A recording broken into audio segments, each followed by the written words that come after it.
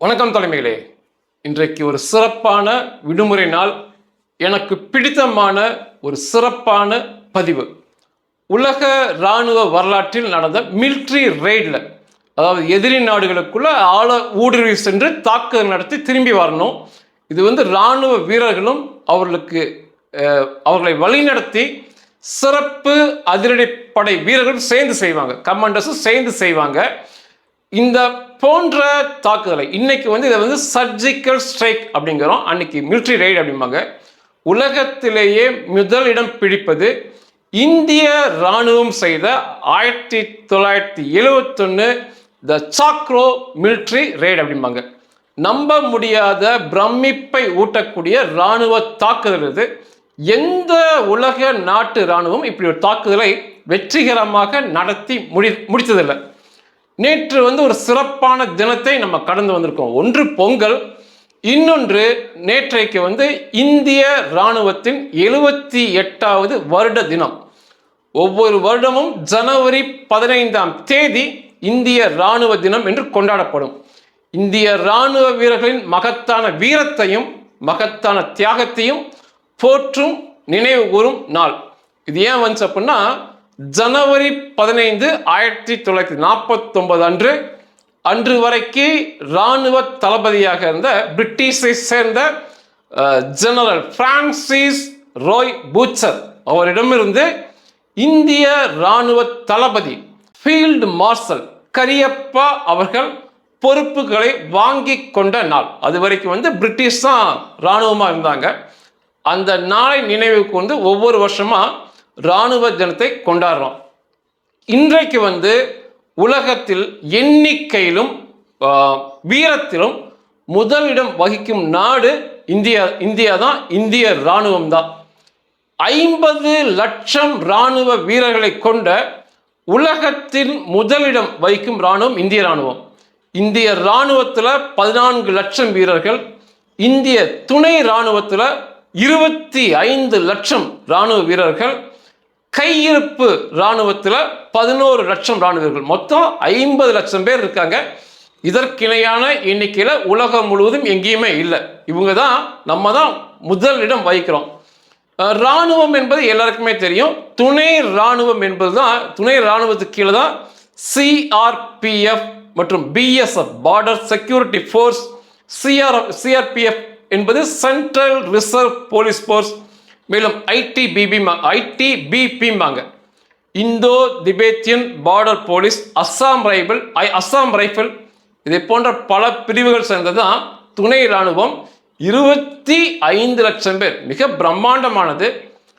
கையிருப்பு இராணுவத்தில் 11 லட்சம் பேர் இருக்காங்க. இது என்ன கையிருப்புனா, ரிசர்வ் மிலிட்டரி அப்படிம்பாங்க. முழு பயிற்சியும் இவங்களுக்கு அளித்து சிவிலியன் லைஃபுக்கு அனுப்பியிருப்பாங்க. அவங்களுக்கு முழு இராணுவ பயிற்சி உண்டு. ஆனால் பொதுமக்களை போல வாழ்க்கை நடத்துவாங்க. தேவைப்படும் போது இவங்களை கூப்பிட்டுக்கலாம். மொத்தம் 50 லட்சம் பேர் இருக்காங்க. சண்டையிலும் போர்களிலும் முதலிடம் என்று இவங்க தான் நிரூபிச்சிருக்கிறாங்க. ஊடுருவலை தடுப்பதிலும், அவர்கள் மீதான பயத்தில் அந்த ஊடுருவலை தடுப்பதிலுமே இந்திய இராணுவம் தான் முதலிடம் நிரூபிச்சிருக்கிறாங்க. பங்களாதேஷுக்கான சண்டையில் வெறும் 13 நாள் சண்டையில், போரில் இந்திய இராணுவ வீரர்களின் தாக்குதலை சமாளிக்க முடியாமல் 93,000 பாகிஸ்தான் இராணுவ பன்றிகள், பயங்கரவாதிகள் சரண்டர் ஆனாங்க. இதுதான் உலகத்தில் மிகப்பெரிய சரண் அடைதல், மிகப்பெரிய வெற்றி. அதே போல இவர்கள் மீதான பயத்தால், இந்திய இராணுவ வீரர்கள் மீதான பயத்தால், அவர்களுடைய திறமையால் மிகப்பெரிய அளவு, கணிசமான அளவு இந்த பயங்கரவாத தாக்குதலையுமே தடுத்து நிறுத்துறாங்க. சென்ற வாரம் இந்த பாகிஸ்தானில் ஜெய்ஷ்-இ முகமது, அதனுடைய தலைவன் மௌலானா மசூத் ஆசன்பாங்க, ஒரு பன்றி. அவன் இதில் அவன் மௌலானா வேற. மௌலானாங்கும் போது போதகராக வருவானுங்க. இவனுங்கெல்லாம் எப்படி போதகர்னே சொல்கிறேன்னே தெரில. அவன் அவனுடைய என்ன பேட்டி வைரல் ஆகிட்டு இருக்குன்னா, போன வாரம் 1 அல்ல 100 அல்ல 1000 அல்ல, அவன் சொல்றான் 1000 அல்ல, நிஜமாக இந்தியாவுக்குள் ஊடுருவி தற்கொலை தாக்குதல் நடத்த காத்திருக்கும் எங்கள் இந்த தற்கொலைதாரிகள் எண்ணிக்கை சொன்னா உலகமே நடுங்கி விடும் அப்படின்னா. ஒன்றல்ல, நூறல்ல, 1000 அல்ல. இவனு ஏன் உள்ள தற்கொலை தாக்குதல் நடத்தல அப்படின்னா, நம்ம இராணுவ வீரர்கள் மீதான பயம் மற்றும் அவர்களுடைய திறமை, எல்லையை பாதுகாக்கும் திறமை. இது நம்ம இராணுவ வீரர்கள் தான் இன்னைக்கு இந்த ஓய்வு நாளில் சந்தோஷமா குடும்பத்தோடு இருக்கும்போது இந்திய இராணுவத்துக்கு நன்றி சொல்லணும். நம்ம பாட்டுக்கு இங்கிருந்து சூப்பர் ஸ்டாருங்கிறோம், மெகா ஸ்டாருங்கிறோம், தலங்கிறோம், தளபதிங்கிறோம். இவனுங்களா போய் எல்லையை காவல் காக்குறானுங்க. இந்த 1000க்கு மேல பயங்கரவாதி காத்து இருக்கான். உள்ள வராம யார் தடுப்பது? அரசியல்வாதியா இல்ல தலையா, தளபதியா, சூப்பர் ஸ்டாரா? நமக்கு சூப்பர் ஸ்டார் அப்படிங்கும்போது இந்திய இராணுவ வீரர்கள் தான். அவர்களுக்கு பொங்கல் கிடையாது, தீபாவளி கிடையாது, கிறிஸ்மஸ் கிடையாது, எதுவுமே கிடையாது, விடுமுறை நாள் கிடையாது, குடும்பம் கிடையாது, வெயில், மழை, பனி எதுவுமே பார்க்காம அந்த எல்லையை உயிரை கொடுத்து காவல் காக்கிறதுனால தான் இதை போன்ற தற்கொலை தாக்குதல்கள் தடுக்கப்படுது. இந்த விஷயத்துல இஸ்ரேலை கோட்டை விடுறாங்க. இஸ்ரேலுக்குள்ளேயே கணிசமாக ஊடுருவல் நடந்து தாக்குதல் நடக்குது. ஆனா இந்திய எல்லை நமது இராணுவ வீரர்களால் பத்திரமாக பாதுகாக்கப்படுது. சாக்ரோ ரெய்ட் 1971 அப்படிங்கிறது 1971 வருஷம் டிசம்பர் மாதம் 5ஆம் தேதியிலிருந்து 10ஆம் தேதி வரைக்கும் ஒரு 5 நாட்குள்ள முடிந்த தாக்குதல். இந்த காலகட்டத்தில் தான் இன்னைக்கு நீங்க பார்க்குற பங்களாதேஷ்குள்ள இந்திய இராணுவ வீரர்கள் பூந்து மிகப்பெரிய போரை நடத்திட்டு இருந்தாங்க. அதே சமயத்தில் இந்திய இராணுவ வீரர்கள் பாகிஸ்தானுக்குள்ளேயும் ஊடுருவி மிகப்பெரிய தாக்குதல் நடத்தினாங்க.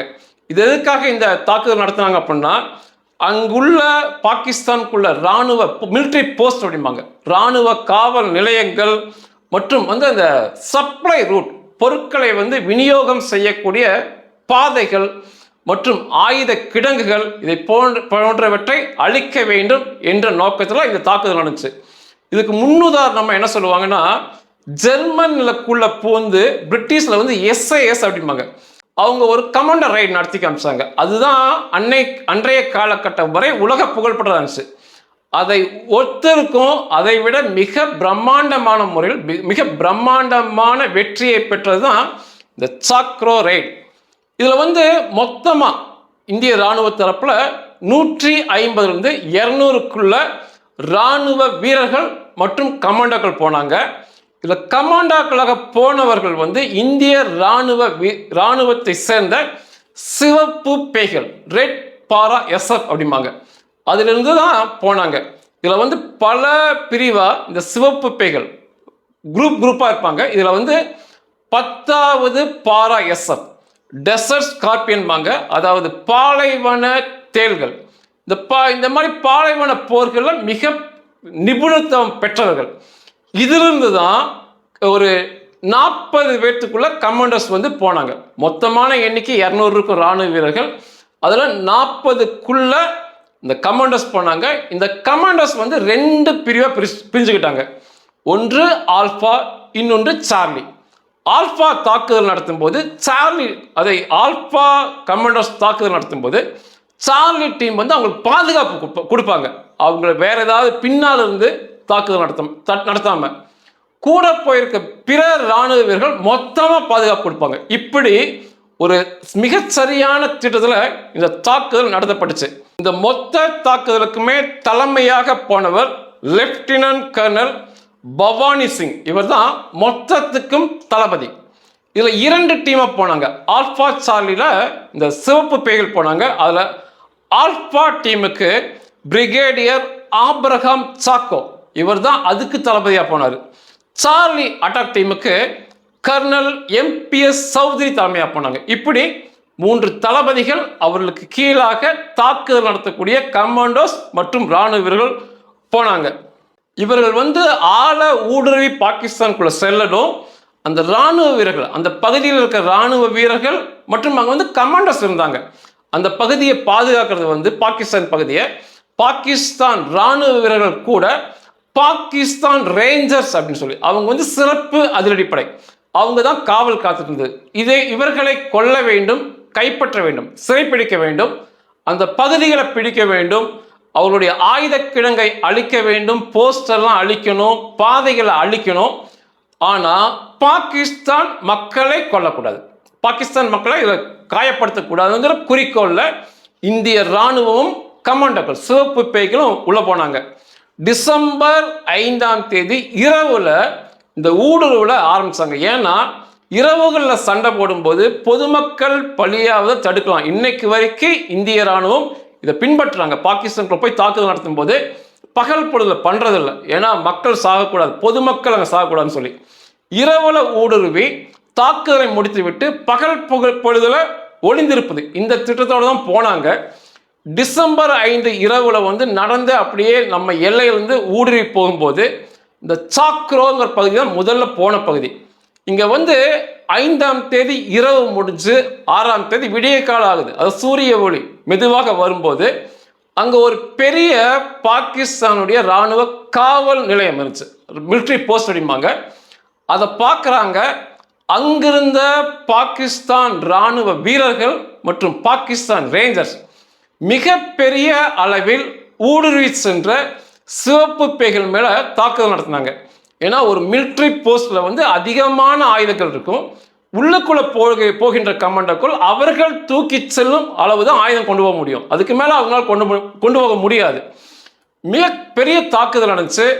நிச்சயமாக அனைத்து கமாண்டோக்களும் கொல்லப்படுவார்கள் என்ற சூழல்ல அங்க போன ஒரு கமாண்டோ நாயக் நிக்கால் சிங் என்பவர் தன்னுடைய உயிருக்கு துணிஞ்சு அவர்கள் சென்ற ஜீப்ல ஒரு ஜீப், அதில் அந்த ஜீப்ல மேல் பகுதியில் இயந்திர துப்பாக்கி பொருத்தப்பட்டுச்சு. அந்த இயந்திர துப்பாக்கிலாம் ஜீப்போட வரல, இந்த சிவப்பு பேய்களை சிறப்பான முறையில் அதை வடிவமைச்சிருந்தாங்க. அந்த ஜீப்புகளை சரி பண்ணுவதற்கும் பயிற்சி பெற்றிருந்தாங்க. இராணுவ தாக்குதலுக்கு மட்டுமல்ல, ஜீப்பெல்லாம், ஏன்னா அந்த வழி கரடு முரடான எல்லை பகுதி, போகிற வழியில் அநேக ஜீப்பில் அந்த சைலன்சர்லாம் உடஞ்சி மிகப்பெரிய சத்தத்தில் போச்சுருப்பாங்க. நின்று போன ஜீப்பெல்லாம் சரி பண்ணி தான் ஓடிட்டு போனாங்க. அது மட்டும் நாயக் நிக்கல் சிங் அந்த ஜீப்பை தனி ஒருவனாக எடுத்து உயிருக்கு பயப்படாம மிக வேகத்தில் ஓட்டி சென்று அந்த இராணுவ போஸ்டை இடித்து அந்த இயந்திர துப்பாக்கி மூலம் சுட ஆரம்பிச்சார். இவர் பண்ண இந்த தாக்குதலில் இதில் கிடைச்ச காலம் மற்றும் அவர்களுக்கு ஏற்பட்ட பாகிஸ்தானுக்கு ஏற்பட்ட பயத்தை பயன்படுத்தி அதுபோக 18 கமாண்டோக்கள் மிக பெரிய அளவில் துப்பாக்கி சூடு அது மேலே நடத்தினாங்க, அந்த மிலிட்ரி போஸ்ட் மேலே சாக்ரோல. அங்கு பலியானவர்களை அந்த உடல்களை கூட இருந்த அந்த பாகிஸ்தான் இராணுவ வீரர்கள் எடுத்துக்கிட்டு பின்வாங்கி ஓடி போனாங்க அந்த சாக்கரை விட்டு. பொதுவாக பாகிஸ்தான் இந்த பிணங்களை ஒழித்து வைப்பது, பிணங்களை எடுத்து செல்வது, இதில் ரொம்ப உலக புகழ் பெற்றவங்க. சண்டை போடுறானா இல்லையோ, செத்துட்டா உடனே ஒழிச்சு வச்சிருவாங்க, கொண்டு போய் இழுத்துட்டு போயிடுவான். இதெல்லாம் பெரிய ட்ரைனிங் அவனுக்கு கொடுத்துருக்காங்க பாகிஸ்தானுக்கு. இங்கே மரணம் அடைந்தவர்களை இழுத்து கொண்டு மொத்தமாக அங்கிருந்தவனுங்க தப்பிச்சு போனாங்க இந்த 6 காலையில். அதுக்கப்புறம் 7 இரவு அங்கே சாக்ரோல பாகிஸ்தான் ரேஞ்சர்ஸ் சிறப்பு அதிரடிப்படையோட தலைமையகம், சாக்ரோ தலைமையகம் அங்கே இருந்துச்சு. அங்கே அங்கே ஃபர்ஸ்ட் தாக்குதல் நடந்தது ஆல்ஃபா டீம் தான் தாக்குதல் நடத்தினாங்க. இங்கே இந்த சிவப்பு பேய்களில் சார்லி டீம் தாக்குதல் நடத்தினாங்க. அவங்களுக்கு ஆல்ஃபா டீம் உறுதுணையாக இருந்தாங்க. இந்த தலைமையகத்தில் நடத்தப்பட்ட தாக்குதலில் 17 பாகிஸ்தான் ரேஞ்சர்ஸ், பாகிஸ்தானை சேர்ந்த சிறப்பு அதிரடிப்படை ரேஞ்சர்ஸ், அவங்கள சுட்டு கொன்று 20 பேரை சிறைப்பிடித்து, இந்த சிவப்பு பேய்கள் அவங்களை சிறைப்பிடிச்சு உடன் பின்ன வந்துட்டு இருந்த நம்ம ராஜ்புத் பட்டாலியன், இந்திய ராணுவத்தில் ராஜ்புத் படைப்பிரிவு, அவங்ககிட்ட இந்த 20 பேர்த்த கொடுத்துக்கிட்டு நீங்கள் ஒன்று வச்சுக்குங்கன்னு சொல்லிட்டு திரும்ப முன்னோக்கி போனாங்க. இந்த 5ஆம் தேதி 7ஆம் தேதிக்குள்ள இந்த சாக்ரோ முழுசா இந்திய ராணுவ வசம் வந்தது. அதுக்கப்புறம் 8ஆம் தேதி வீரவாக் என்ற பகுதி மற்றும் நகர் பர்கார் என்ற பகுதி, இஸ்லாம் கோட் என்ற பகுதி, இந்த இஸ்லாம் கோட்ல தான் வெடிமருந்து கிடங்கு இருந்தது மிகப்பெரியது.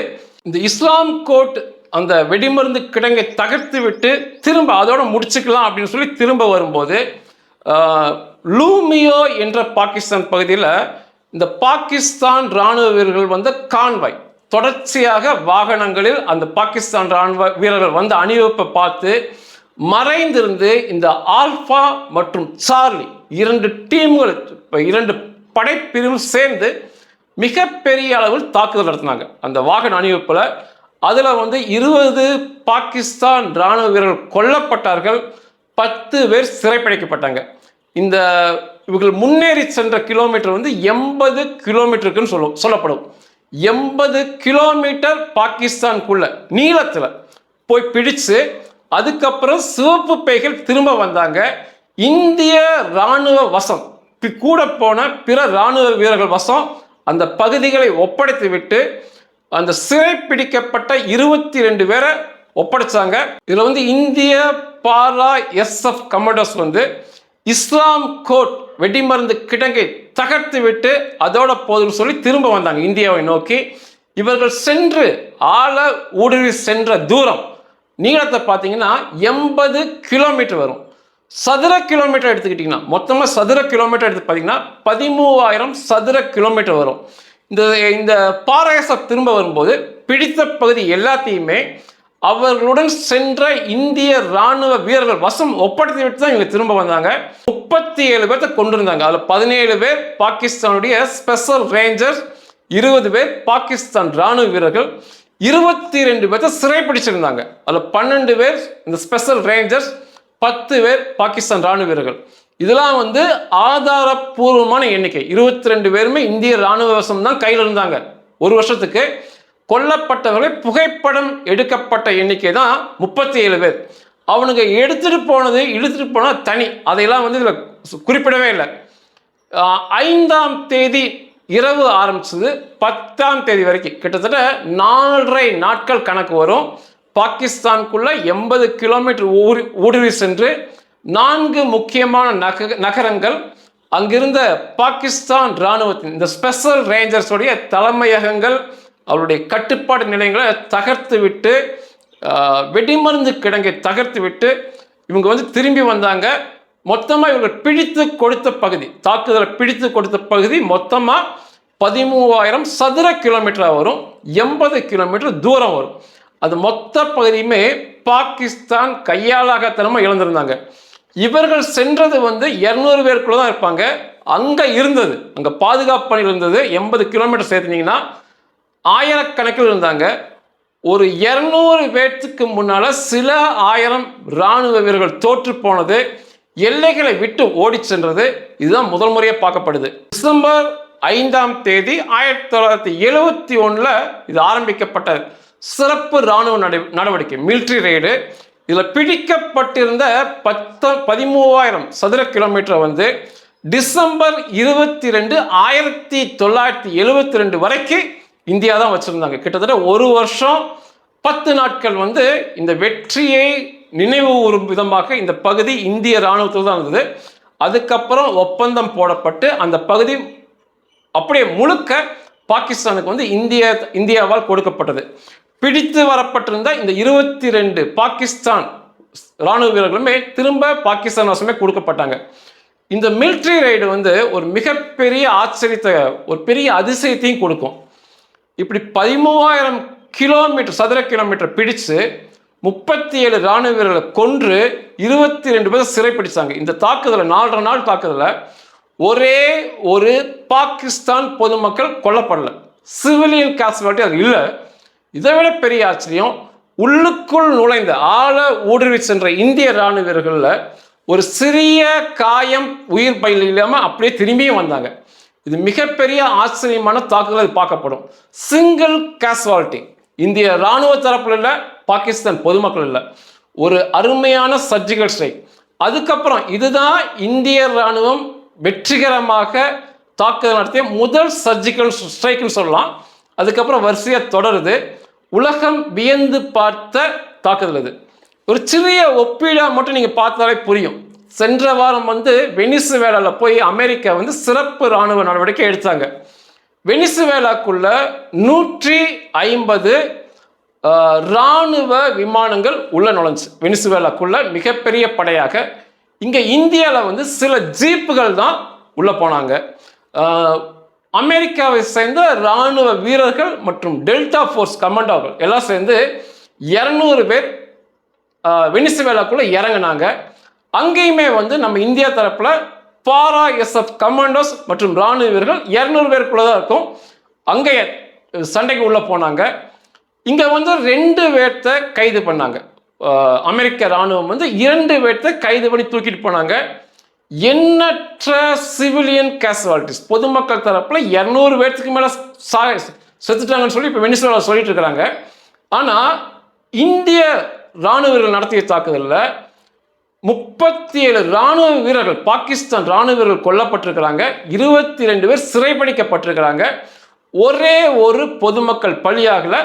இந்திய தரப்பிலும் ஒரே ஒரு ராணுவ வீரர் பலியாகல. 13,000 சதுர கிலோமீட்டர் பிடிக்கப்பட்டது. இப்போ நீங்கள் இந்த அமெரிக்க தாக்குதலையுமே இதையும் ஒப்பிட்டு பாருங்க.